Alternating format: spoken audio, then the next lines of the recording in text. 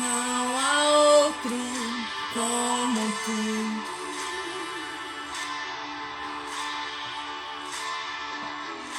Poderoso, não há.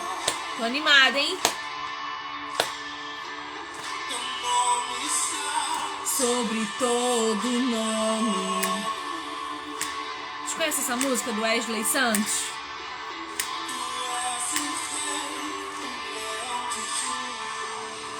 Eu amo! O teu nome é poder para curar, para libertar os cativos. Para curar, para libertar os cativos. Vocês devem me achar uma louca, né, gente? Eu sumo, desapareço desse Instagram. De repente volto feliz, igual uma maluca, cantando, fazendo uma live atrás da outra. Deixa eu contar pra você. Tem um mês mais ou menos, talvez um pouquinho mais, que o Senhor mandou eu parar. Ele pediu para que eu reduzisse a minha marcha para conseguir observar um pouco melhor a paisagem, sabe? Então, o Senhor, de vez em quando, o Senhor vai pedir pra gente parar o que a gente está fazendo para começar a prestar um pouco melhor a atenção onde nós estamos indo e qual percurso estamos fazendo. Então, faz pouco mais de um mês, o Senhor pediu para eu parar. Ele me pediu para desacelerar, para prestar atenção no que eu estava fazendo, nas pessoas com quem eu estava me envolvendo. Ele me abriu os olhos sobre as coisas. Porque correndo, ninguém presta atenção em nada. A gente só corre, né? A gente só passa. E às vezes é importante parar. Inclusive, a última live que fiz aqui foi com o meu irmão, o Michael, maravilhoso, que vai fazer essa live com a gente de novo para discutir blasfêmia contra o Espírito Santo. Eu fiz uma live curtinha hoje de tarde falando disso, que me incomodou. Eu usei o texto de Marcos para falar desse tema, e agora o Michael vai falar com a gente sobre o texto de Mateus, ou o contrário, não me lembro. Pra gente discutir o que é a blasfêmia contra o Espírito Santo. E eu tô muito feliz de estar aqui, do Senhor tá me dando voz de novo, tá me permitindo voltar a derramar o que eu tenho sobre a vida de vocês. E o que eu preciso te dizer é assim, ó: quando Deus te pedir para parar, pare. Quando Deus te pedir para tirar o pé do acelerador, tire, porque Ele quer te mostrar coisas que você precisa ver. E correndo você não vai enxergar. Quando você tá num carro com uma velocidade muito alta, você não presta atenção na paisagem à sua volta, porque ela passa de um jeito que fica desfigurada. Agora, se você reduz a marcha, você consegue contemplar aquilo que está acontecendo. Então faça isso. Bom, vamos para nossa live. Hoje eu vou aprender junto com vocês. Como sempre, o Michael sempre me ensina muito. Eu aprendo muito com ele. E eu espero aprender mais ainda essa noite com vocês a respeito de blasfêmia. Deixa eu chamar ele aqui.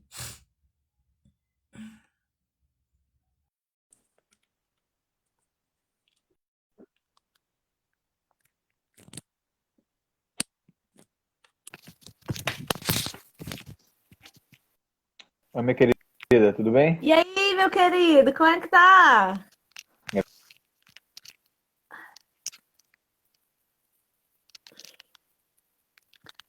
Oi? E agora? Oi, agora foi. Deu uma travadinha, mas já voltemos. Porque eu apaguei aqui sem querer o celular. Ah, não faça isso, tira essa mão desse telefone, hein? Eu tô vendo Ô, só pra Michael, controlar minha bateria, mas tá tudo certo, graças a Deus.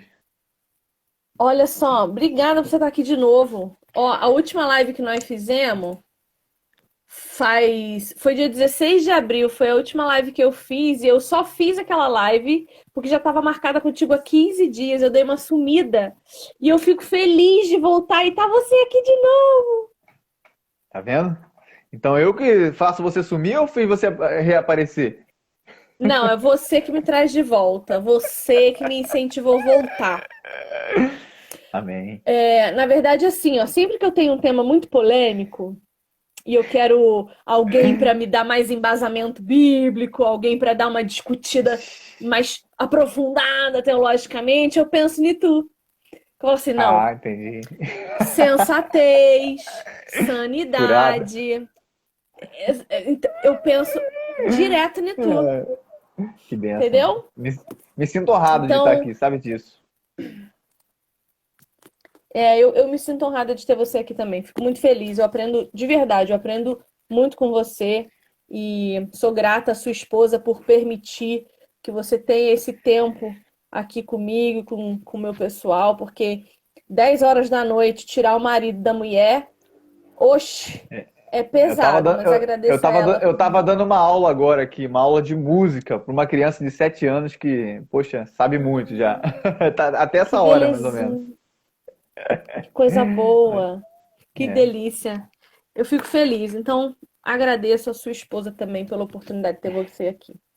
Bom, de tarde eu fiz uma, uma, uma discussão breve a respeito de blasfêmia contra o Espírito Santo. Por quê?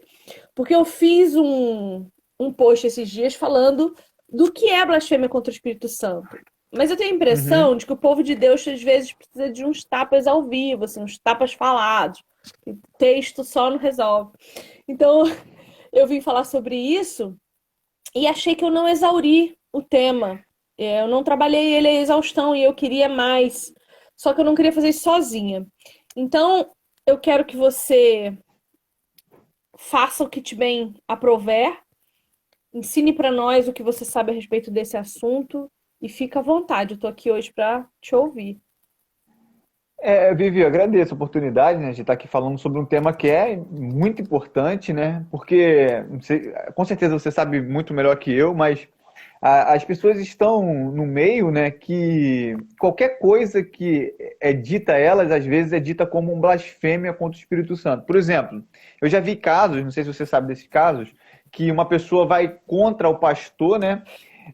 Grande Marcílio, Deus abençoe, vai contra o pastor da sua igreja, alguma heresia que ele está ensinando, algum erro doutrinário, e aquele pastor, para Sim. amedrontar aquela ovelha, aqueles irmãos falam que eles estão blasfemando contra o Espírito Santo. Então, em alguns casos, até discordar de um pastor que está indo contrário às escrituras, né, seria para esses pastores uma blasfêmia contra o Espírito Santo. Você está aí blasfemando Sim. contra Um ungido e do Senhor. o ungido do Senhor, exatamente, contra o anjo, né? Tem gente que fala que é anjo, enfim, né? E isso acaba amedrontando muitos dos nossos irmãos, né? Muitos irmãos ficam, de forma até piedosa, acham que praticaram esse pecado imperdoável, né? E isso gera um temor muito grande, um medo muito grande por ter cometido esse pecado, que a gente sabe pelo contexto ali que é sem perdão. Logo, essa pessoa entra em parafusos, né? Entra em pane ali, ela não sabe mais o que fazer, porque ela tem medo de ter praticado esse pecado imperdoável. E agora, eu busco a Jesus, eu me arrependi desse pecado, mas a Bíblia fala que esse pecado é imperdoável. Será que eu blasfemei realmente contra o Espírito Santo quando eu vou, por exemplo, contra o meu pastor em algum ponto, ou quando eu falo de uma denominação X, ou quando eu fiz alguma atitude errada? Será que isso é blasfemar contra o Espírito Santo? A grande questão é a gente entender o que é blasfêmia contra o Espírito Santo. Você estava fazendo isso muito bem hoje mais cedo, né, utilizando o texto ali de Marcos, né? E o texto de Mateus, ele dá uma elucidação muito legal, e agora eu já trago um alerta para nós que estamos aqui, né? Quando a gente olha o texto, ele Vivi, sem olhar o contexto dele, a gente pode transformar esse texto em qualquer coisa.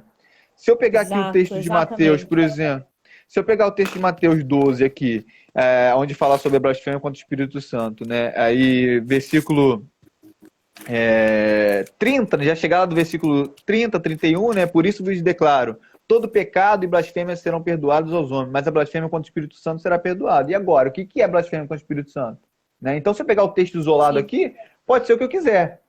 Mas a gente sabe que existe, como diz o reverendo Augusto Nicodemos, existem 3 regras básicas de hermenêutica. Se você utilizar essas 3, você não vai cair em nenhum erro de interpretação bíblica. A primeira regra é o contexto, a segunda regra é o contexto e a terceira regra é o contexto.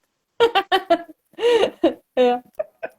Então, se você analisar o contexto da passagem, você vai saber o que é blasfêmia contra o Espírito Santo, porque o texto é muito claro, Vivi, como você estava explicando Muito claro. hoje mais cedo. Ele é muito claro, ele vai dizer exatamente o que é a blasfêmia contra o Espírito Santo. Assim, eu recomendo, Viviane, que se pegue o trecho imediatamente anterior, ou seja, os capítulos anteriores, ali dois capítulos anteriores, e se possível, ler dentro do contexto do livro inteiro. Qual o propósito do Sim, autor, para quem que ele estava escrevendo, qual era o sim. público-alvo, e toda essa É, circunstância. Quem eram as pessoas que estavam envolvidas aqui na sim. conversa, isso é importante perceber também, né? Fala, você ia falar Porque se alguma a gente coisa? for ver, o que Jesus estava fazendo era caindo por terra o guardar o sábado. Porque ele estava Exatamente. curando no sábado. Bom, ele estava trabalhando no sábado, porque ele colheu para comer. Depois ele cura no sábado. Então ele estava fazendo coisas que os fariseus condenavam por causa da lei. Exatamente. Então ele Exatamente. vinha fazendo uma quebra de paradigmas ali, uma quebra de protocolo que estava irritando os fariseus, aqueles que não criam nele, né? Perfeitamente, né? A questão do sábado ali, ela é essencial para que a gente entenda a passagem aqui que fala sobre a blasfêmia com o Espírito Santo. No começo do capítulo 12 ali, você vai ver que, no versículo 2 mesmo, já fala, os fariseus, porém, vendo isso, né, que os discípulos estavam ali colhendo no sábado, né, colhendo espigas no sábado, e começa a dizer ali, provocando os discípulos nesse embate com Jesus, né? Começa a ter esse embate ali. Então, a primeira coisa é identificar o público que está ali. O primeiro público que a gente vê são os fariseus, né? Sim. É uma galera que realmente casca grossa, que está sempre envolvida nos debates ali, e normalmente você vai ver assim, pondo-lo à prova. E isso é Sim, uma questão importante para a gente identificar. Ou seja, os sim. fariseus não estavam ali simplesmente com o intuito de, legal, vou ver aqui o que está acontecendo, ou vou tirar uma dúvida aqui piedosa. Não. Eles estavam realmente tentando arrumar intriga, né, para poder condenar Jesus. Isso é importante verificar. E os fariseus não são qualquer pessoa, né? Eu, você, público leigo. Não. Os fariseus precisam ser identificados. Às vezes a gente olha assim, fariseu. Isso é pessoas mais. Né? Fariseu, pessoas mais. Pronto, acabou. E todo o contexto que carrega esse partido farisaico, esse partido judaico, né? Tão importante. Para quem não sabe, você tinha dentro do judeu, dentro da religião judaica ali do primeiro século, né, que a gente chama de segundo templo, né? E você tem os fariseus, você tem os saduceus, você Os tem várias escribas. ordens, os escribas, enfim, você tem várias ordens ali que vai identificar a religião judaica naquele tempo, né? Então isso é muito importante para a gente entender. Quem eram os fariseus aqui nesse ponto? Poxa, eles eram aqueles que guardavam a lei. Eles eram guardiões da lei, né? Então você precisa identificar os fariseus não somente como homens ruins, mas com aquela ala conservadora. Isso é tão importante. Eles eram como se fossem os juízes hoje, né? Eles julgavam quem estava dentro da lei ou fora da lei e davam a condenação. Exatamente. E a coisa importante saber é que Jesus ele não vai condenar a teologia dos fariseus. Ele vai falar assim, ó, pega os fariseus, vocês ouvem o que eles falam, né? Tudo bem, ok, mas não fazem o que eles fazem. O problema dos fariseus não era na teologia ou no modo de interpretar a lei, mas o problema deles estavam justamente na questão do coração, né? Eles não praticavam aquilo que eles faziam. E na questão do sábado aqui é muito importante entender isso, porque o problema não é que Jesus estava descumprindo a lei ou então estava dando uma lei nova. Não era isso. A questão do sábado aqui é que Jesus ele tá cumprindo exatamente a lei como a lei mosaica diz. O problema é que os fariseus tinham colocado aquilo que a gente chama de tradições, né? Eles tinham colocado diversas tradições em cima daquilo que era a guarda do sábado. Então não era simplesmente guardar o sábado, mas eles tinham botado coisas como não, vocês não podem colher espigas nesse dia. Isso não tem você não pode, isso Na não tem lei. na lei mosaica. Isso foi inserido pela tradição farisaica. Então, são tradições, são coisas que estavam além da lei, sabe? Eles queriam fazer com que eles guardassem a lei e fizessem muito a mais, muitas coisas a mais.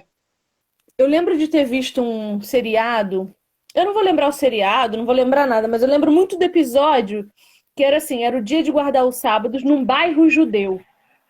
Uhum. E passava, uma pessoa estava andando e ela era eletrocutada por um fio que tinha arrebentado e ficado na calçada. E essa pessoa morre eletrocutada dentro do bairro dos judeus. E aí, quando a polícia chega para saber o que aconteceu, os judeus falam assim: eu não tinha como consertar o fio elétrico porque hoje é sábado. Eu não posso trabalhar no sábado e nem consumir o trabalho de ninguém no sábado. Poxa, mas uma pessoa morreu. Você viu que o fio arrebentou? Pois é, mas eu não posso fazer nada. A pessoa morreu porque azar ela passar aqui no fio desencapado. Eu não podia fazer nada. E eles se pautaram na lei mosaica para dizer que eles não eram responsáveis porque eles não podiam fazer nada porque era sábado. Porque era sábado, ou seja, eles não poderiam fazer obra de caridade, eles não podiam fazer obra de misericórdia, eles não poderiam tirar a ovelha que estava morrendo lá, né? Enfim, né? E esse é o ponto que Jesus está traçando. Ele está falando, olha só, calma aí. Davi comeu os pães lá da proposição, né? Ele comeu os pães, ou seja, ele estava com fome. Então, calma aí, não é? E foi no sábado. A questão não é essa, né? A questão não é como vocês estão enxergando o sábado. A questão é o que realmente está escrito que nós devemos fazer. E a primeira parte do embate aqui, do versículo 1 ao versículo 8, está nessa questão aí, né? De colher espigas, né? E ele vai narrar essa ponta. Do versículo 9, né? Ao versículo 14, você vai ter ali uma questão de cura, né? Também no sábado. Tem uma parte que ele fala, é lícito curar no sábado, né? Os fariseus perguntam ali, com o intuito de acusá-lo. Olha isso aqui, ponto que é importante. No final do versículo 10, com o intuito de acusá-lo, perguntaram a Jesus, é lícito curar no sábado, né? Ao que ele respondeu, qual dentre vós será o homem que tendo uma ovelha, essa questão toda que a gente está falando, né? Mediria seu esforço para tirá-la dali, né? Aí Jesus já ele fala que ele é o Senhor do sábado, né? E no versículo 14 tem uma frase que é interessante que vai nortear a nossa conversa aqui. Ele fala assim, retirando-se, porém, os fariseus conspiravam contra ele para entender como lhe tirariam a vida. Ou seja, tinha uma ideia ali de eliminar a Jesus. O ponto é esse, eles estavam querendo eliminar a Jesus e a transgressão do sábado era algo importante, porque eles levariam Jesus ao Sinédrio, né, que era aquelas autoridades que julgariam as atitudes de Jesus e condenariam por blasfemar contra a lei ou ter transgredido a lei de Moisés, então seria uma acusação grave. E aí Jesus vai se retirar, né, no versículo 15, enfim, né, você vai ver toda essa ideia aqui, né, aí ele faz a promessa ali, né, ele cita aquela parte de Isaías, né, farei repousar sobre ele meu espírito e ele anunciará juízo aos gentios, toda aquela parte de Isaías que era a promessa que se cumpriria justamente em Cristo, né, e no versículo 22 vai começar a parte importante aqui que vai ser o contexto mais imediato da blasfêmia contra o Espírito Santo, né? E aqui você vai ver que Jesus ele vai curar um endemoniado, né? E essa ideia de curar um endemoniado cego e mudo vai fazer justamente, a referência é Mateus 12, eu estou lendo Mateus 12 inteiro, não estou lendo aqui ponto a ponto, porque senão vai ficar muito longo, né? Mas eu estou aqui passeando aqui em Mateus 12, agora eu estou em Mateus 12, 22. Falei dos primeiros versículos, do 9 ao 21, agora do 22 em diante até o 32, que é a parte que vai interessar pra gente aqui. Beleza? Então você vai ter essa cura dele aqui ao endemoniado cego e mudo. É importante a gente pontuar que está vendo aqui os fariseus, né? Primeiro a colheita nos espigas, os fariseus querem arrumar um motivo para poder acusar Jesus, depois Jesus cura, e depois Jesus sai, depois volta os fariseus, e Jesus vai curar de novo. Tem que entender esse ponto da cura. Por quê? Esse ponto que Jesus está curando aqui no sábado, né, e curando, vai fazer com que a multidão expresse uma frase que vai ser crucial para o debate, que está aqui no versículo 23. né, do capítulo 12. E toda a multidão se admirava, né, quando ele pegava lá os endemoniados, cego e mudo, e curava, né, passando o mudo a falar e ver, e a multidão se admirava e dizia: é este, porventura, o filho de Davi? A gente passa essa expressão batido, né? Ah, filho de Davi, ok. Poxa, legal, só um título. Não é só um título, é um É o título Messias esperado. importantíssimo. Exatamente. Aqui está falando aquele que é da linhagem de Davi, aquele que viria e assentaria no trono de Davi eternamente. Então, você falar que ele é o filho de Davi tem uma carga teológica muito grande. Isso a multidão falando, que já era conhecedora da lei mosaica, já é uma coisa. Mas os fariseus estavam compreendendo perfeitamente o que aquela multidão estava falando.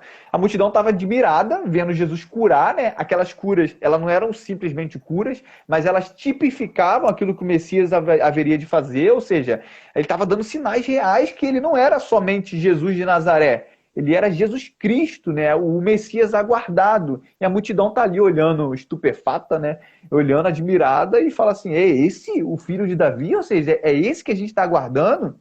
Isso vai gerar uma dor ali nos fariseus muito grande.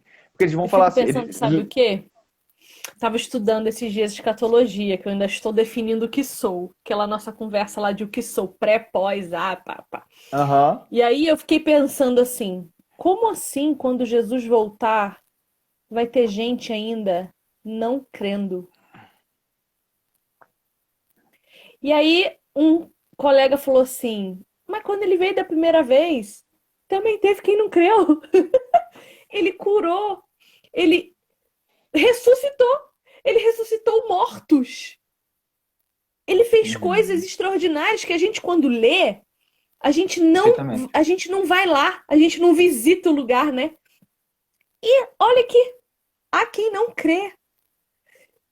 E eu não consigo acreditar quando Jesus vier em nuvem, vier poderoso e que de ponta a ponta o mundo o verá, como ainda vai ter gente que não acredita. Mas esse Uhum. texto é o tipo de texto que me mostra que realmente vai ter muita gente que ainda não vai acreditar que ele é o Filho de Deus.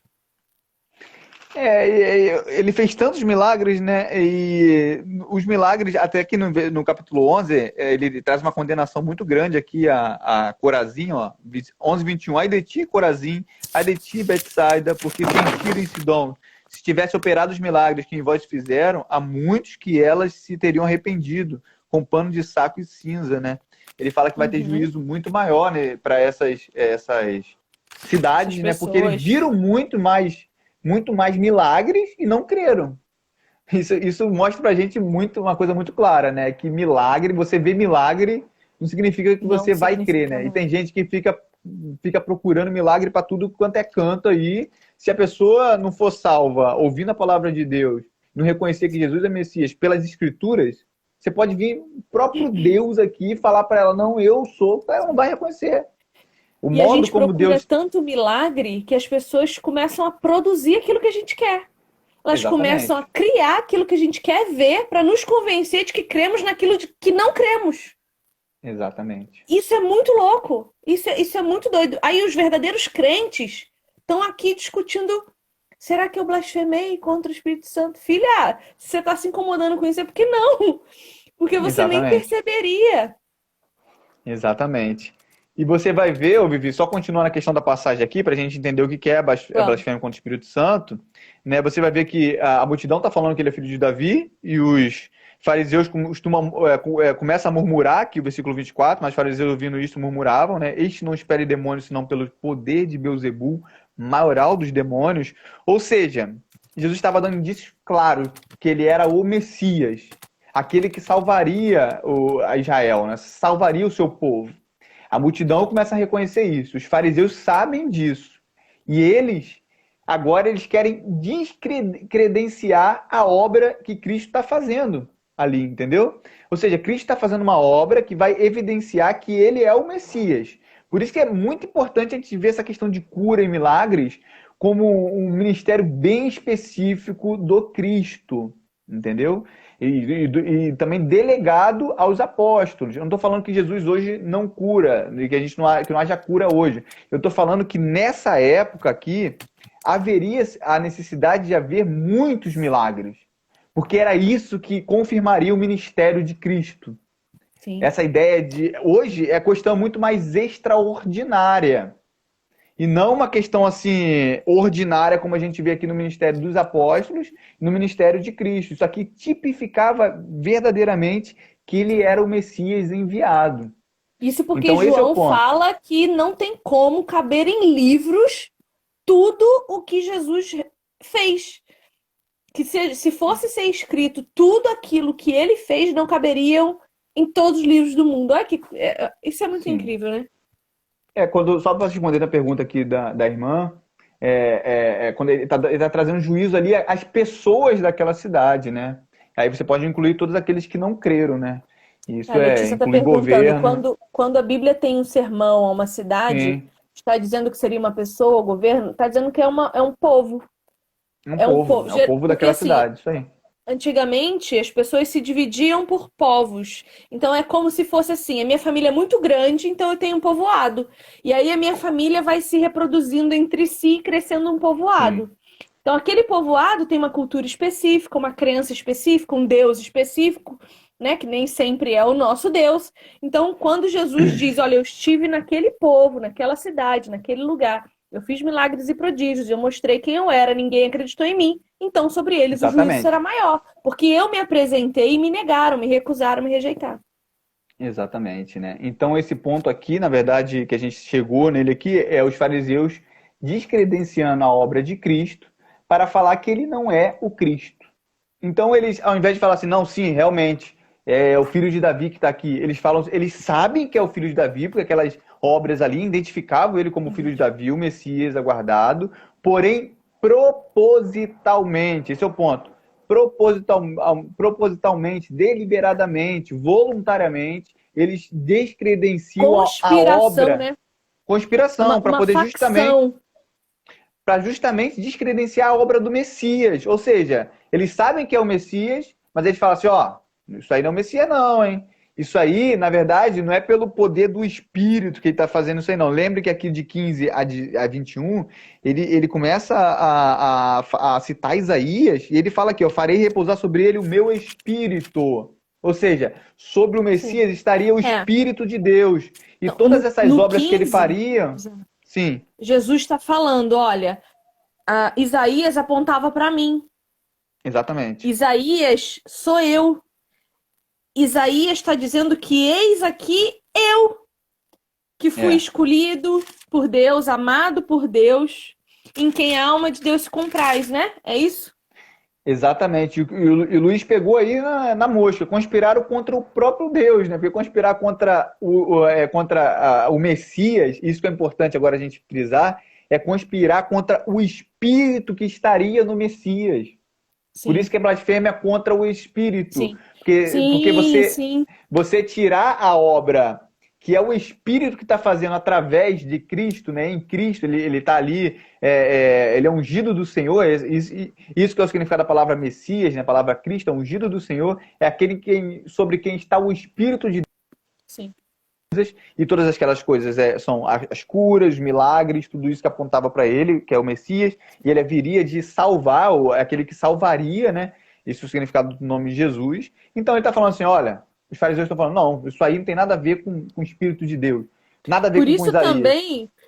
Por isso também Jesus citou Isaías aqui, para deixar claro que Deus estava dizendo que repousaria sobre ele o Espírito dele.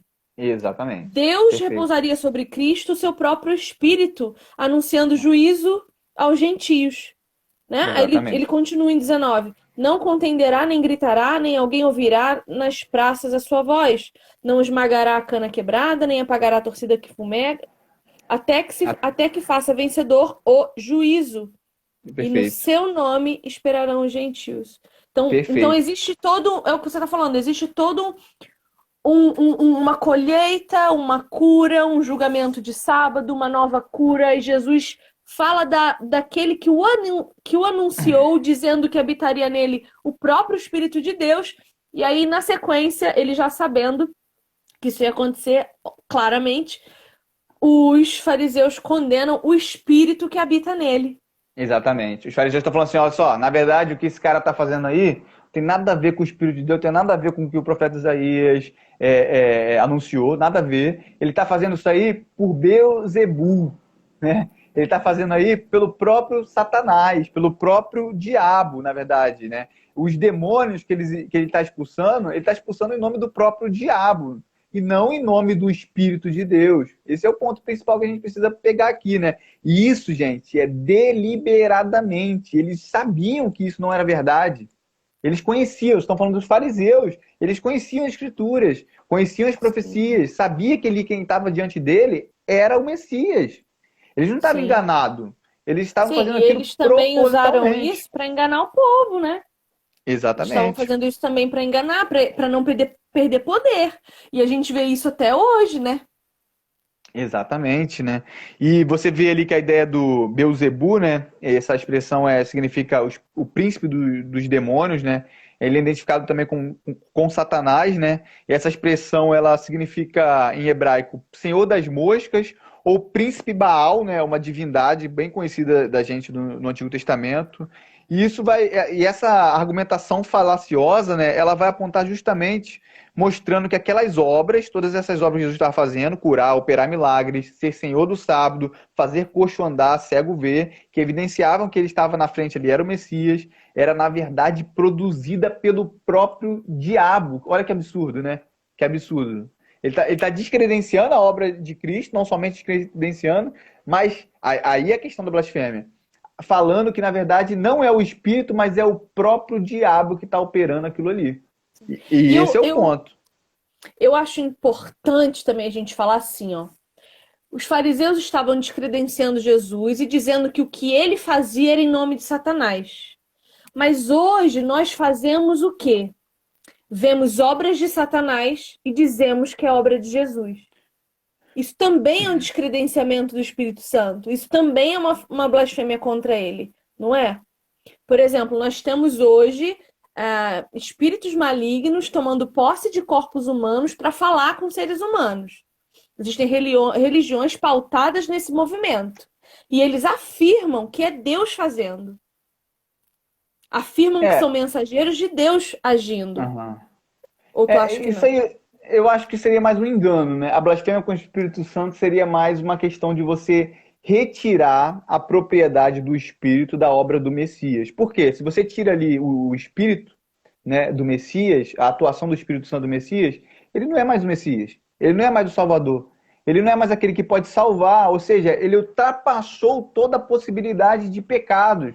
Porque se eu não creio que Jesus está operando por intermédio, se o Espírito de Deus está operando por intermédio de Cristo e hoje opera ainda nos nossos corações, nos convencendo da justiça, do juízo, né, dos nossos pecados, se eu não creio nisso e eu acho que a ação que está sendo operada ali por Jesus não é de Jesus, mas é do diabo, acabou, não tem salvação. Você está num total descredenciamento, você está num total... você foi totalmente... você está fora dos caminhos, não tem como voltar. Mas a questão importante aqui é que a blasfêmia ela tem que estar ligada com o ato, né, de pronunciar, né, esse ato aqui, blasfêmia, ela vem do grego, né, blasfêmia, né, é um ato de maldizer através de palavras, ou seja, não é somente um sentimento. Sim. Tem gente que acha que é só um sentimento, mas ela é uma calúnia, uma difamação, um discurso injurioso contra um bom nome de alguém, ou em contraste à questão divina ali, né? E ela é contra o Espírito porque está dizendo que a obra que o Espírito está fazendo, nesse caso através de Jesus, em curar e estabelecer o seu reino, isso é importante também, estabelecer o seu reino, porque do versículos aqui 25 a 27, você vai ver Jesus explicando essa questão, né? Na verdade, se defendendo, por que ele não estava falando ali em nome de Satanás, estava fazendo isso em nome de Satanás, porque se Satanás expulsa Satanás, logo o reino de Satanás não existe. Isso é fácil entender, né? Se eu tenho uma guerra civil dentro de um país, logo, se essa guerra não for controlada, esse país vai acabar.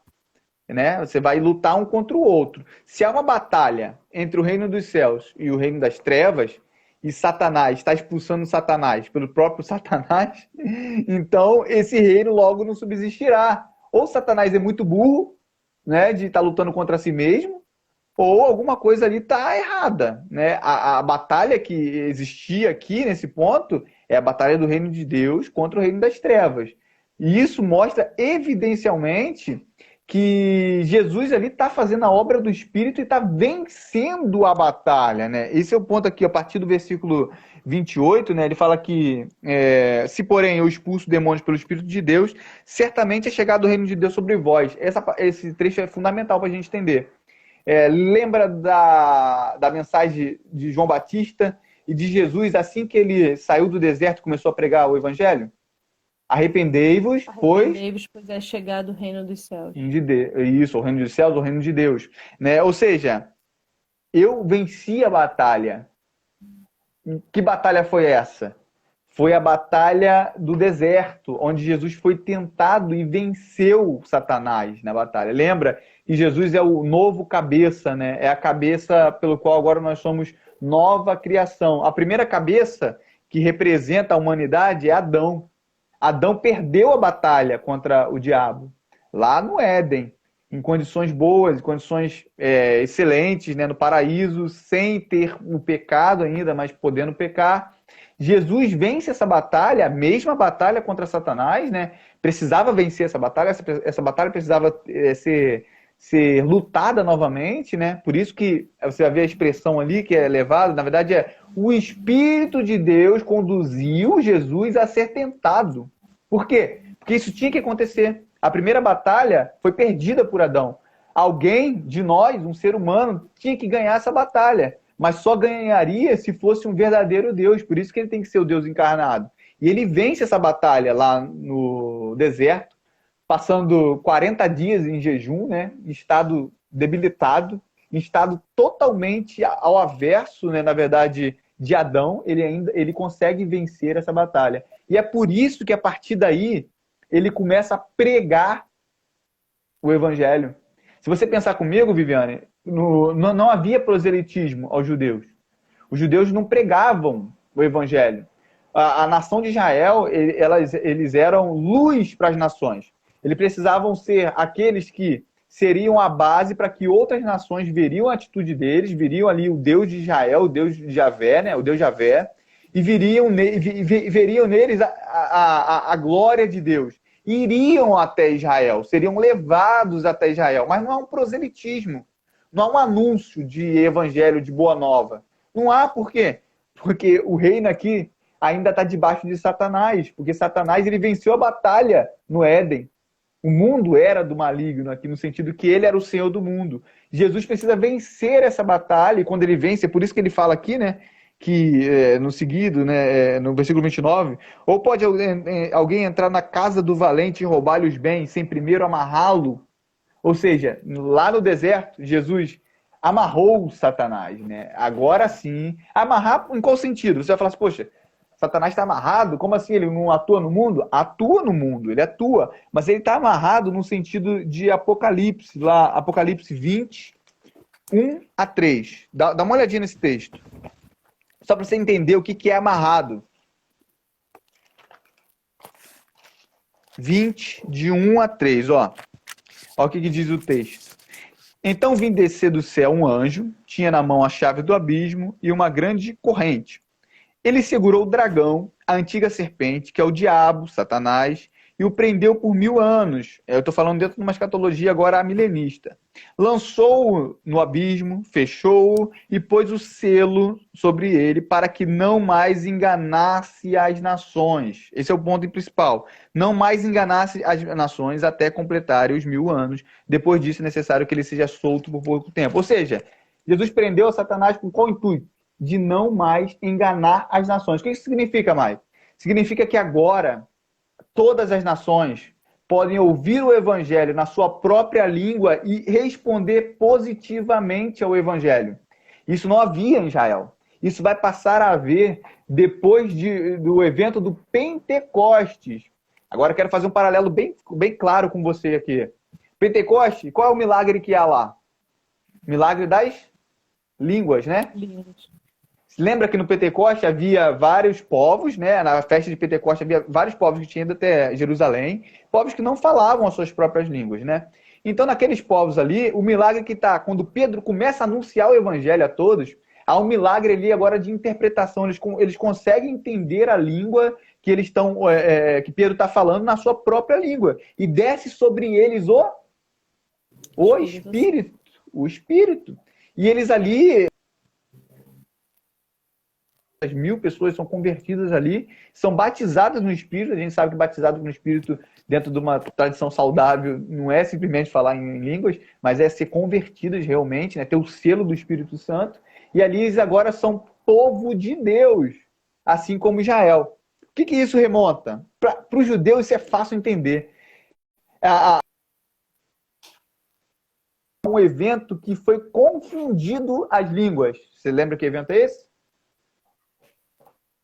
Babel. Eu tô travando? Deu uma travadinha, mas rolou. Rolou? Ô, Esse aqui é gente, um a gente evento... não vai conseguir responder todas as perguntas, não. A gente está num assunto, tentando seguir esse assunto. Não conseguimos responder tudo, porque senão a gente vai escapar do assunto principal, que é Eu tô só blasfêmia contra o Espírito Santo. mostrando exatamente o que é o amarrar aqui, né? O que Jesus fez ao amarrar Satanás aqui no deserto, lá na batalha? Ele, na verdade, tirou a legitimidade de Satanás de não mais enganar as nações. O que isso significa? Agora as nações podem ouvir o evangelho na sua própria língua e responder positivamente ao evangelho, serem salvos através da pregação universal da palavra de Deus. Então foi isso aqui que Jesus fez. Ao amarrar Satanás, né? Ele agora, é por isso que ele vai falar, ó, quem não é por mim não é contra mim e tal, quem na junta espalha, por isso que eu declaro que todo pecado e blasfêmia serão perdoados aos homens, mas a blasfêmia contra o Espírito Santo não será perdoado. O que está acontecendo aqui? Ou seja, não existe mais possibilidade de conversão. Se eu blasfemo contra o Espírito Santo, ele se retira de mim. Exatamente, porque quando eu blasfemo contra o Espírito Santo, eu estou ali atribuindo aquilo que é a obra do Espírito, que é a própria salvação, o Messias, a maior obra que o Espírito produziu, que é justamente a vida através do Messias, a vida, o ministério de Jesus, a sua obra, o fato dele ter amarrado Satanás e agora nós podemos ouvir o Evangelho na nossa própria língua e responder positivamente ao Evangelho. Isso aí não era possível antes de Pentecostes, isso é importante. Lembra daquela passagem dos gregos, quando vão até Jesus, né? Aí Jesus fala assim para os discípulos, fala que ainda o tempo não é chegado. Né? O tempo é depois, calma, ainda haverá o tempo da crucificação, eu vou acender os céus, né? Por isso que ele manda os discípulos ficarem lá até a descida do Espírito. Ou seja, calma, ainda não é chegado, mas haverá um dia que o Evangelho será divulgado a todas as nações. Calma, esse tempo não haverá. A primeira batalha foi vencida lá no deserto, mas a batalha foi vencida realmente na cruz do Calvário e quando Jesus ressuscitou. Então, a partir daí, você vai ter essa descida do Espírito. A partir daí, o Evangelho ele passa a ser mundial, no sentido de que não há mais grego, não há mais gentio, não há mais judeu, não há mais bárbaro, não há nada, mas todos são filhos de Abraão. É o que Paulo vai falar em Gálatas. Ou seja, ele foi feito de vários povos, um povo só, o grande Israel de Deus, né? Então, descredenciar aqui a questão da blasfêmia com o Espírito Santo é justamente tirar todo o poder messiânico de Jesus, o poder que liberta, o poder que livra, o poder que cura, o poder que tira o pecador do estado do inferno e da ira de Deus, né? O único modo de nós vencermos a morte é em Cristo Jesus, o Messias. Aquele que demonstrou através da sua obra que ele é o filho de Davi. Se nós atribuímos essa obra a Beelzebul ou a Satanás, e isso de forma clara, proposital, como os fariseus fizeram, e não de forma enganosa, ou eu não sabia, não era esse o ponto, os fariseus conheciam bem as Escrituras. Se eu não faço isso, se eu faço isso de forma proposital, eu estou blasfemando contra o Espírito Santo, e contra esses não há perdão, porque esses jamais vão querer perdão também. Não, Esses jamais vão querer perdão. Você sabe que eu tenho uma visão pré-milenista, né? Histórica, Sim. né? Então, isso de amarrar Satanás antes ou depois, eu ainda não tenho essa lendo esse texto hoje é que eu falei, opa, então pera, Jesus está falando de amarrar Satanás, mas nós ainda vamos falar de escatologia. Uma coisa que Tem que falaram muito tocar. aqui é sobre apostasia.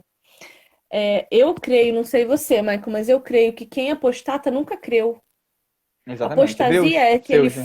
aquele falso cristão que vai lá na igreja, finge que acredita, mente para si mesmo que acredita, mas no fim das contas, se botar uma arma na cabeça dele, ele vai dizer: Jesus? Que Jesus? Não conheço. É. Então, apostasia não é para crente real, não é para crente verdadeiro, para quem verdadeiramente crê, para quem verdadeiramente se transforma em Jesus. A, a irmã está falando aqui, ó. A mãe do meu noivo faz parte de uma organização que diz que igreja evangélica expulsa demônio pelo diabo. Isso é blasfêmia contra o Espírito Santo. Amém, Jesus. Está repreendido. Já falei sobre apostasia. Apostasia não existe para crente verdadeiro. Aí a gente entra em pecado para a morte. Eu não vou falar disso aqui, não, porque daí eu tenho que ir para Ezequiel, 1 João, Tiago. A questão do pecado para a morte vai ser pode ser muito bem entendido como um sinônimo de blasfêmia contra o Espírito Santo, né? Porque na verdade todo pecado ele é para a morte, mas para os ímpios. Para aquele que tem o Senhor Sim. Jesus, nenhum pecado é para a morte, mas sim para o nosso amadurecimento. A Bíblia fala em Romanos 8 que todas as coisas contribuem para o bem. Eu até lancei um texto lá no meu Instagram, você pode dar uma lida lá, né? Depois de dar uma curtida lá e seguir o nosso perfil. Você pode muito bem ver que o que é o bem ali. O bem é ser moldado à imagem de Cristo, né? Não há bem Que maior na sofreu sua por vida, meu nós. irmão. Exatamente. O bem é Exatamente. ser moldado. Tem gente que acha que o bem é fechar uma janela. Ah, meu filho, você perdeu o emprego. Ah, fica tranquilo que todas as coisas cooperam para o bem daqueles que amam a Deus. Não, para começar, ela coopera para o bem de todos? Não, de todos que amam a Deus. Então, a ideia ali não é simplesmente Deus fechou uma janela aqui, né, e vai abrir uma porta bem maior na sua vida, eu creio nisso. Não é isso. O bem ali é a fim de que Cristo seja o primogênito dentre Sim. muitos irmãos. Então, é no sentido de que até o pecado, houve essa aqui agora pode escandalizar muito. Até o pecado na vida do cristão verdadeiro, salvo em Cristo Jesus, vai É fazer para a gente bem. se Sim. aproximar mais de Deus, Sim, a palavra né? diz que nos últimos dias os santos cairão, né? Eu fico imaginando Nicodemos caindo. Isso para mim é inatingível. Mas para que a Bíblia diz que isso vai acontecer? Para que ele seja purificado, santificado e pronto para estar na eternidade com Jesus. Hebreus 12 vai dizer assim, ó: considerai atentamente que Jesus suportou tamanha oposição dos pecadores contra si, para que hoje a gente não se canse e não desmaie na nossa própria alma. Então Jesus Uhum. suportou para nos ensinar a suportar. Jesus nunca falou para nós que ia ser fácil. Nunca, Pelo contrário, ele nunca. falou: olha só, vai rolar uma aflição aí, mas vocês aguenta firme, porque se eu aguentei, vocês são carne como eu e têm o espírito como eu tenho. Então vocês Sim, aguentam. perfeito. Então vocês segura. E Vivi, eu queria só deixar duas questões aqui mais práticas dentro desse tema. A primeira é Manda. que a graça, sabe, sobre a vida do povo de Deus é tão grande que ele jamais deixará o seu povo praticar esse pecado, que é o pecado da blasfêmia. Se você é crente no Senhor Jesus e você crê verdadeiramente no Senhor, fica tranquilo, meu irmão, porque você não praticou esse pecado. Quem E praticou Deus esse não vai pecado, deixar você Deus não vai praticar. deixar. E quem Exatamente. praticou, e quem praticou nem sabe que praticou, porque a consciência do pecado quem dá é o Espírito Santo. Então, Na assim, se a verdade, gente não parar para praticou, né? pensar, sim, se a gente parar para pensar no nosso tempo longe de Jesus, eu não sei se você já nasceu crente ou não nasci crente, mas quando eu estava no mundo e pecava, eu não tinha ideia que o que eu fazia era pecado. Sim. Então, E se você tem consciência que é pecado, você não vai pecar nisso daí. a graça salvadora também vem acompanhada de uma graça perseverante, uma graça Perseverante. perseveradora, que vai fazer os cristãos perseverarem no Senhor, na fé. Então, meu irmão, fica tranquilo que você, que é crente fiel no Senhor Jesus, você jamais praticou esse pecado. E se você pensa que um dia praticou esse pecado, ou tem medo, ou tem um sentimento de arrependimento na sua vida, esse é um dos sinais que você não praticou esse pecado. Porque quem comete esse pecado não se arrepende. Sim, quem blasfema é inimigo do evangelho, não amigo de Deus.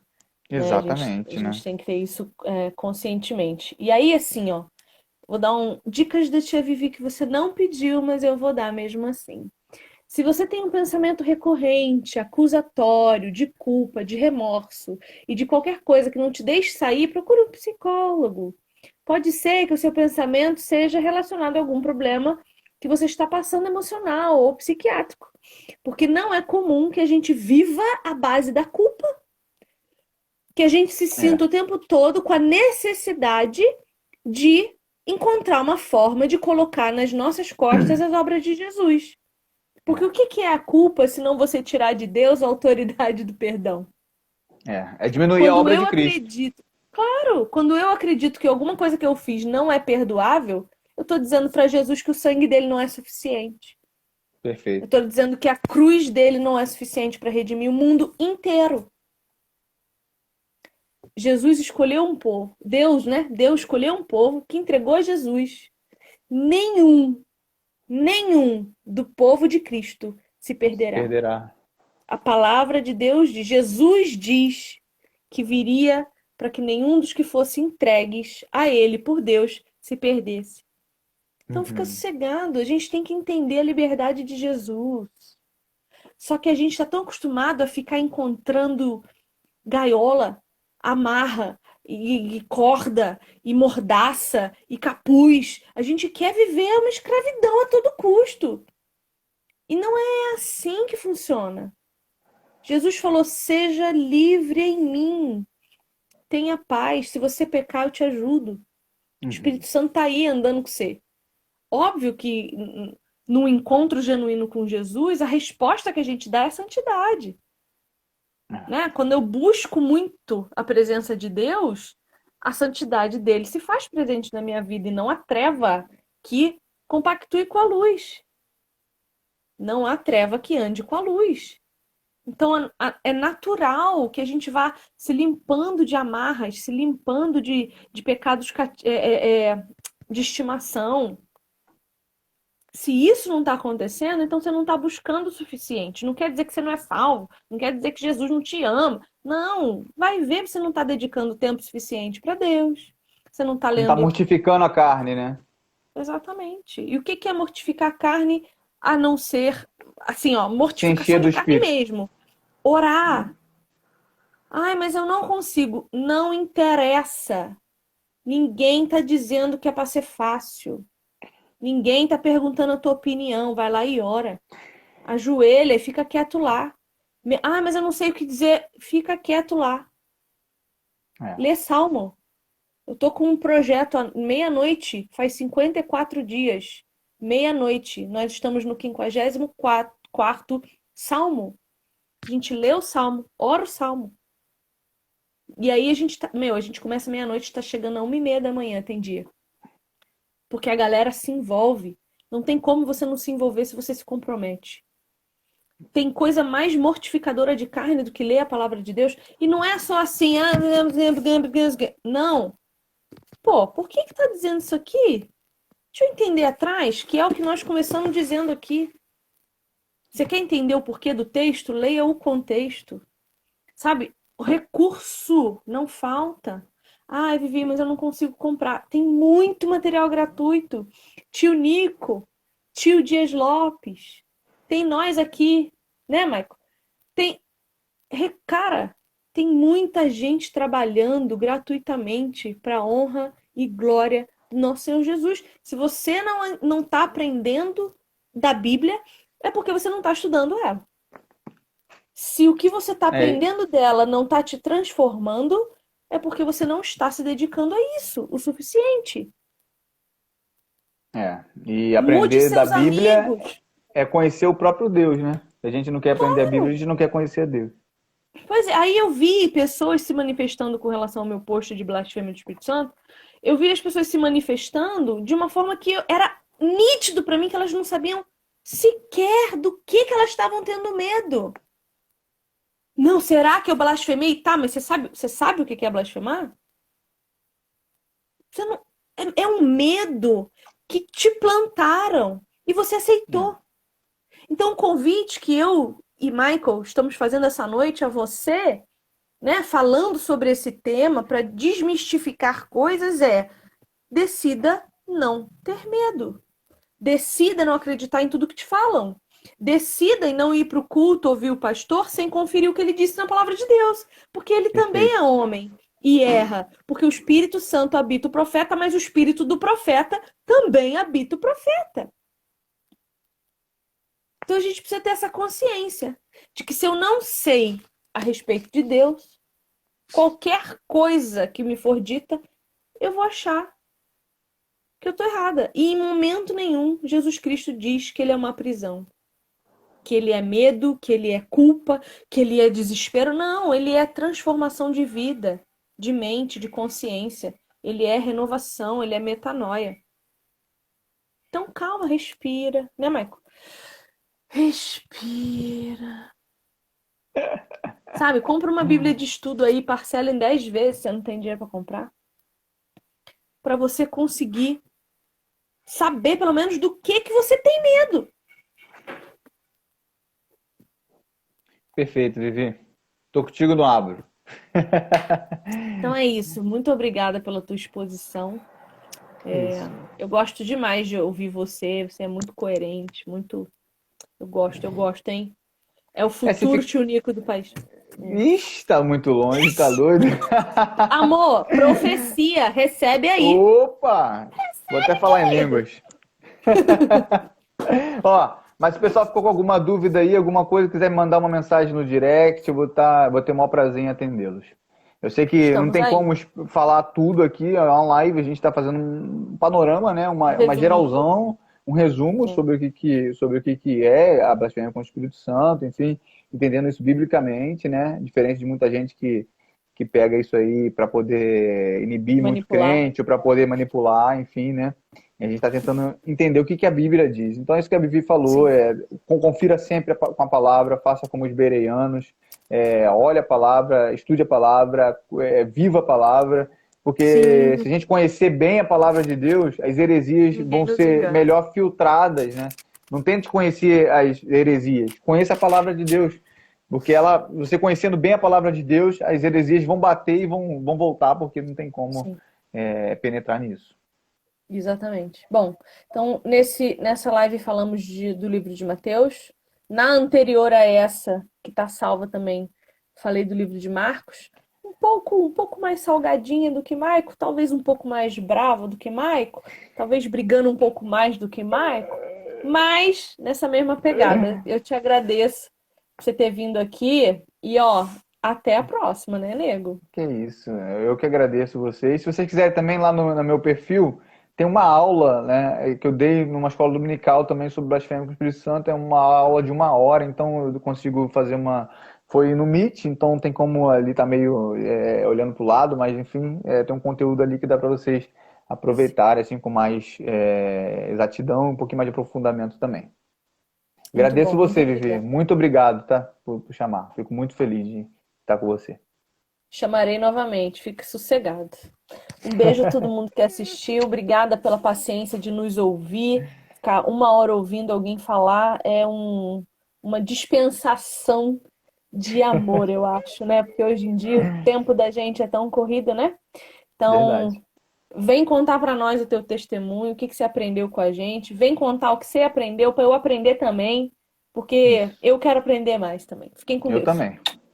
Beijo, obrigado, Vivi. Obrigado a todos. Deus abençoe. Obrigada. Beijo na sua esposa aí também. Agradeça a ela o tempo. Opa, falou. Beijo.